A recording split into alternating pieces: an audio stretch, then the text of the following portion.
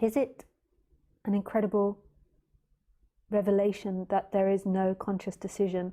It means we are on the same level as animals. Yeah, but we have the ability to contemplate our surrounding, which changes the conditioning. So Khaleesi can't contemplate whether eating chicken or a banana is more healthier for her. So she can't put that information in. Whereas because we can put all this information into us, it's like reprogramming it. So that makes us different from animals. We are animal though at the end of the day. And leads us to do all these things. But it's also our thinking ability which has made identification happen.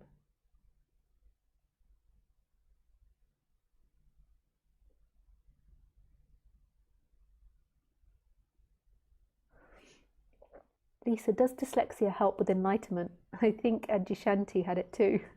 I think what the great thing about dyslexia is that it depends. I think there's different types of dyslexia, but from what I understand is the brain isn't associating meaning so much to words, and there's like an area in your brain that has difficulty connecting words to things and connecting sounds, but everybody's is slightly different.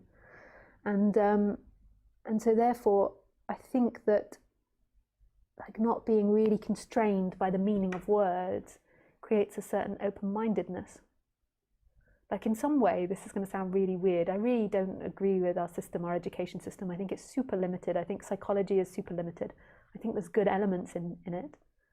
But in a way, I think that like dyslexia isn't a disability, which people call it. Although in this society, I'm happy that it is registered as a disability in a way, because it helped me in many times getting people to understand that my brain's not functioning in the same way as them. But I actually think that there could be an exploration, which I don't think there is, into like dyslexia and like an open-mindedness. When I say open-minded, I don't mean open-minded in a spiritual sense. I mean open-mindedness as in like a creative way of thinking. So it's like when others are presented with a box, they examine the box, and that's really great that they do that, and we need people that examine the box that they're presented with. Whereas a dyslexic person might begin to imagine what's outside of the box and what's decorating the box, and that's like more associated with creativity. So Einstein was dyslexic and he failed at school. He even got kicked out of teaching because of his dyslexia, but he had the ability to think outside of what he already knew, and that's really helpful to society. It's not a better than, it's also, we also need a lot of people to think inside the box to make the box work as well. So it's not like the goal, but it's like a part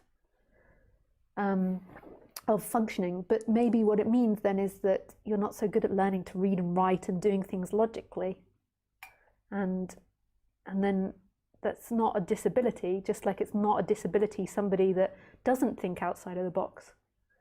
Just a different person. It's like comparing a fish and a tortoise. So and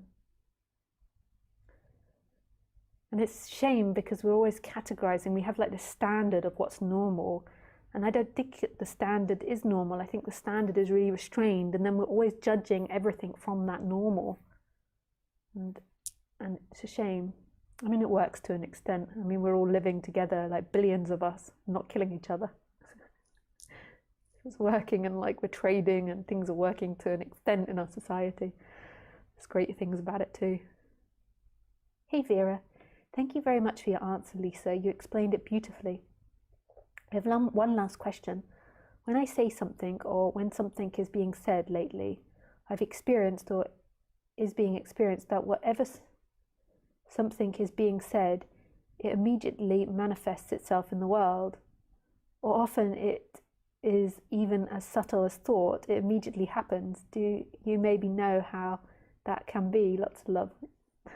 That's the manifestation of magic and mystery. So in the chakras, they say that when the top two chakras are open, so the third eye and the crown chakra, is that like this mystery does begin to happen. So magic begins to happen. So you often have synchronicities or things like that. You think of someone and then instantly they appear, or you dream about having something, getting a dog, and then you get someone gives you a dog, or you find a lost dog or something. But just magic begins to happen. So that's connected to, and it's just part of the awakening. So often there's two types of awakening. There is the awakening to self, and then there is this like bodily awakening thing that happens, that this Kundalini movement, or movement of energy through the chakras.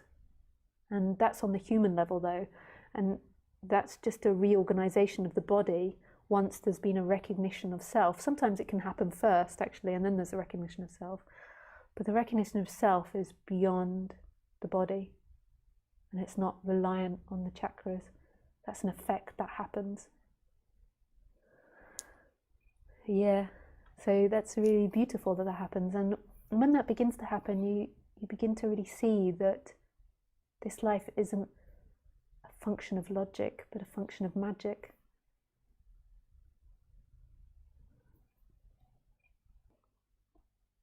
Hi, Johnny.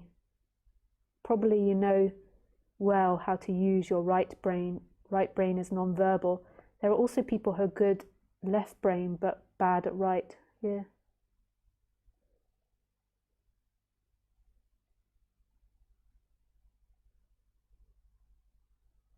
Have you ever read about U.G. Krishnamurti's physical changes in his book, The Mystique of Enlightenment? No, I haven't. Which U.G. Krishnamurti do you mean? The grumpy one or the other one? Ha ha ha, the grumpy one. Okay, yes,